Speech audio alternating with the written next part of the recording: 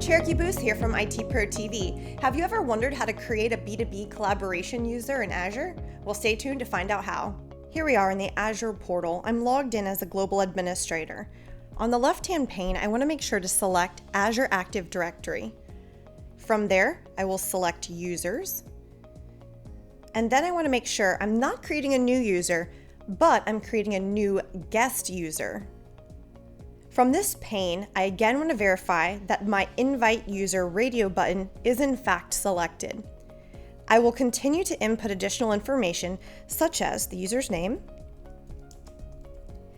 I also need to provide a Microsoft account.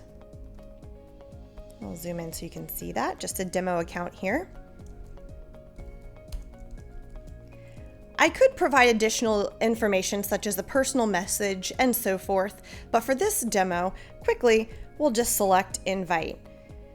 While we're inviting this user, the information has now been added to our directory. Let's check John's email account. From here, we'll hit refresh. Once this email has been sent and John receives it, he has to actually redeem the code. An invite never expires, just keep that in mind. I'll go ahead and check again. There we go. I just had to mess around with the interface a little bit. We got this email now.